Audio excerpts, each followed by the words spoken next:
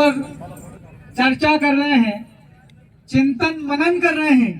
ये बहुत बड़ा संवेदनशील इलाका है कि नहीं है?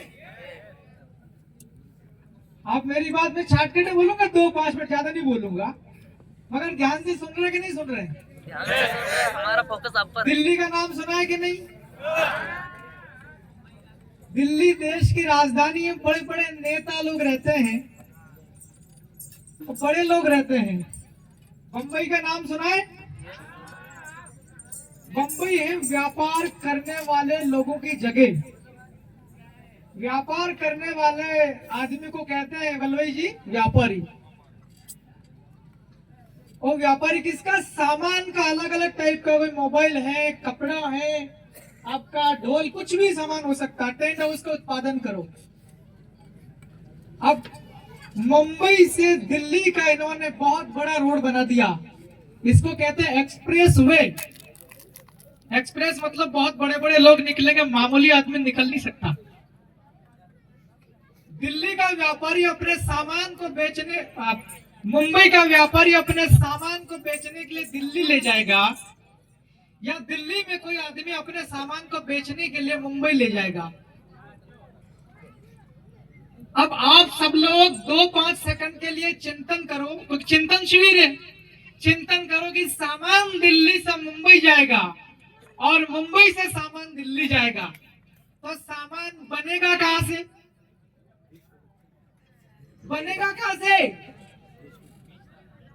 है?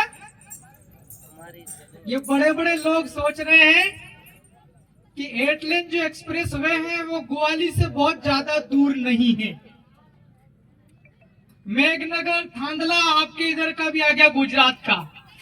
ये भी, ये जो 8 लेन एक्सप्रेस वे है बहुत बड़ी, इस इतनी बड़ी रोड से बहुत दूर नहीं है। तो बड़े बड़े लोग बीजेपी वाले कह रहे हैं कि ये जो लोग हैं, चाहे ग्वालियर हो, चाहे मांडली हो, मेघनगर हो, इनको खाली करवा लो, इनकी जमीनें ले लो और यहीं पर उत्पादन करेंगे। उद्योग बनाने की विचार चल रहा है। अब दिल्ली के बड़े बड़े नेता, सरकार वाले, और मुंबई के अंदर रहने वाले बड़े बड़े व्यापारी, व्यापार करने वाले, ये चिंतन कर रहे। वहां पर भी चिंतन शिविर चलता छुपे छुपे। भाई आप और हम लोग बैठ करके सैकड़ों की तादाद में चिंतन शिविर कर रहे हैं, लेकिन वो लोग भी टेलीफोन पर चिंतन शिविर कर लेते हैं। वो चिंतन शिविर कर रहे हैं अपने इस इलाके में औद्योगिक इलाका बनाना, उद्योग बनाना। यहाँ पर ऐसी ऐसी फैक्ट्री डालने की तैयारी चल रही है। अब आप सभी 2-5 मिनट चिंतन करके मुझे बताओ कि क्या हम लोगों को हमारे इलाके के अंदर फैक्ट्री डालने देना चाहिए? कितने लोग अपने इलाके की जमीन देना चाहते हैं? हाथ खड़े करो।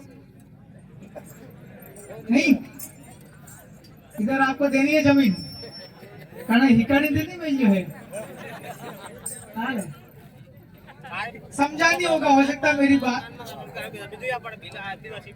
तो भाइयों और बहनों, मैं आपसे इतना कहना चाहता हूँ कि आप और हम सब लोग अगर अलर्ट मोड पर नहीं रहे, इसी प्रकार से चिंतन मनन अगर नहीं होता रहा, अगर हम लड़ेंगे नहीं कानून से, हमारे बच्चे, बच्चों के बच्चे, बच्चों के बच्चे पैदा ही नहीं हो पाएंगे, क्योंकि वंश ही खत्म हो जाएगा, हमारी पीढ़ियां ही खत्म हो जाएगी।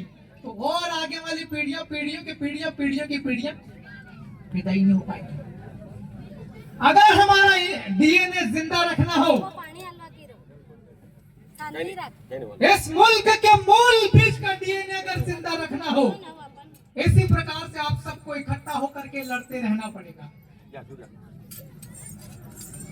आपकी इस लड़ाई को मेरे से पहले 2-3 वक्ताओं ने ये कहा है, मेरा नाम लेकर के बोला कि विधायक जी आपसे अपेक्षा करेंगे।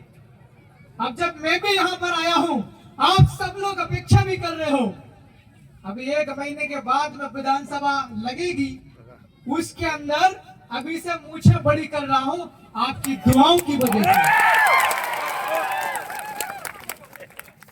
सदन के अंदर मोहन यादव को बोल दूंगा कि भैया तेरे नरेंद्र मोदी को बोल दे कि ये वाला जितना भी तुम्हारा प्रोजेक्ट मन में चल रहा, 1 इंच भी जमीन हम देने वाले नहीं है भाई। अगर तेरे को औद्योगिक इकाई अगर बनानी है, उधर ही राजूभाई वल्लभी कौन से आपके उधर में अहमदाबाद में खोल लो, सही है कि नहीं है?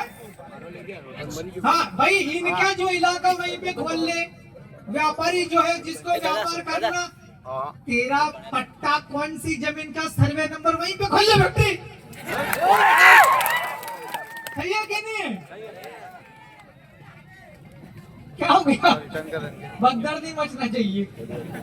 अभी सुनो तो सही भाई, मैं ज्यादा नहीं बोल रहा हूँ। हमको बिंदु की बात करनी, पॉइंट की बात करनी है। मैं भी मोबाइल में चेक करता आ रहा सर्वे नंबर, हम यहाँ पर बैठे, इसका कोई नंबर ही नहीं दिख रहा मेरे को। हम बैठे किस सर्वे नंबर पे? मैं भी डामोर जी से कह रहा हूँ कि इस खड्डे को उस पार क्या बोले, गुजरात। बोले कौन सा राज्य पड़े? बोले गुजरात। मैंने कहा क्यों डामर जी, बिल प्रदेश किसको बोलते हैं फिर? ये भी हिंदी निकाल दी तुई।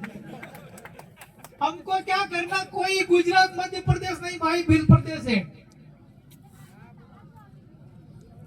भारत के सुप्रीम कोर्ट ये कह रहा 5 जनवरी के दिन में 2011 ही ना, अरे इतना कोर्ट का कोई फैसला आता है, ऐसे वैसे ही फैसला नहीं आ जाता। ये छोटी मोटी कोर्ट होती है आपकी, मेघनगर, थांगला, झाबुआ, ये भी आसानी से कोई सा फैसला नहीं आता, बहुत स्टडी करने के बाद में आता है। 5 जनवरी 2011 में सुप्रीम कोर्ट, इस देश की सबसे बड़ी कोर्ट, और जजमेंट देने वाला भी मेरा रिश्तेदार भी नहीं था, आपका भी नहीं था तो कोई और ही, लेकिन उसने फैसला पढ़ने के बाद दिया। भाइयों और बहनों, उसमें यह लिखा है कि ये जो देश है, ये इस देश के अंदर रहने वाले जो आदिवासी लोग हैं, कपड़े फटे जरूर हो सकते हैं, दुबले पतले भी हो सकते हैं, रहते जंगलों में, लेकिन इस देश के मालिक यही है। हाँ यही है भाई, हम मालिक हैं इस वतन के, ये वतन हमारा है। कुछ लोग आज भी कह रहे हम तो वनवासी जय श्री राम। अरे भाई, इस देश का मालिक है और बंदर क्यों बन रहा है? आपके इलाके में ऐसी जो भी छोटी मोटी कहीं कहीं बीमारी पनपती है, उस बीमारी को भाइयों दूर करना पड़ेगा।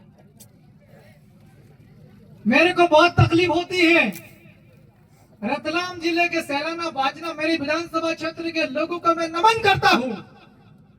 उन लोगों ने मेरी इतनी बुरी हालत से निकालकर भोपाल विधानसभा के अंदर भेज दिया। मैं वहां मेरे इलाके की लड़ाई तो लड़ता ही लड़ता हूँ, पूरे मध्य प्रदेश के दूसरे इलाके की लड़ाई भी लड़ने में कोई कसर नहीं छोड़ता हूँ।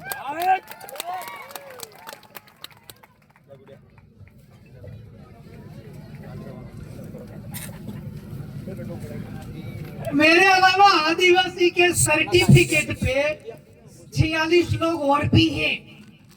47 में से एक तो मैं, 46 और भी हैं।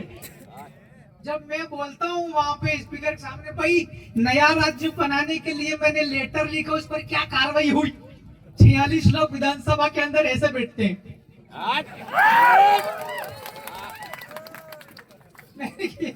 भाई क्या बीमारी है ये क्या है? और आधे से ज्यादा लोग तो एब्सेंट हो जाते हैं। झाबुआ जिले के विधायक लोग तो एब्सेंट ही रहते ज्यादातर। अरे भाई यार, बड़ी मुश्किल से 8-8, 10-10 दिन तो विधानसभा लगती है यार, क्यों एब्सेंट हो? मैं भी, हम रात को 2 बजे पहुंचे यहाँ पे इंदौर में, हम लोग बुधनी से आ रहे हैं, एक आध विधायक फिर कभी जीत जाए करके गए थे, पर मुझे ये पता चला झाबुआ जिले के मेघनगर गुजरात की बॉर्डर के अनास नदी के किनारे पे ग्वाली गांव के अंदर बहुत बड़े महत्वपूर्ण मसलों के ऊपर विचार होगा। हम लोग शाम को दौड़े दौड़े रात को 2 बजे पहुंचे। हमारे चंदू भाई को 10 तक लग गई, फिर भी हमने इसका इलाज करवा रास्ते में। मेरी भी लग गई थी भाई, खाने पीने में हमारी गड़बड़ चल रही थी, 2 दिन से हम लोग खाना सही में मिल रहा, लेकिन उसके बाद भी हम लोग आप लोगों से मुखातिब होने के लिए आए हैं। तो आपके इलाके के अंदर मैं आपसे हाथ जोड़ के विनती करता हूँ, समाज का मतलब क्या होता सुन लेना सब लोग गौर से।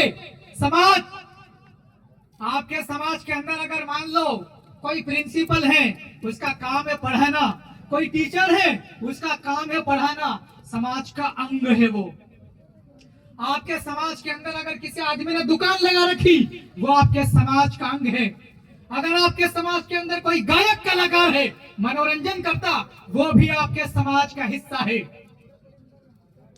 तो जब कानून बनता है समाज की रक्षा करने के लिए, भारत के संविधान में आदिवासियों के हक की रक्षा करने के लिए कानून कोई बने, वहां पर विधानसभा और लोकसभा के अंदर भी अच्छा आदमी चाहिए कि नहीं चाहिए? हाथ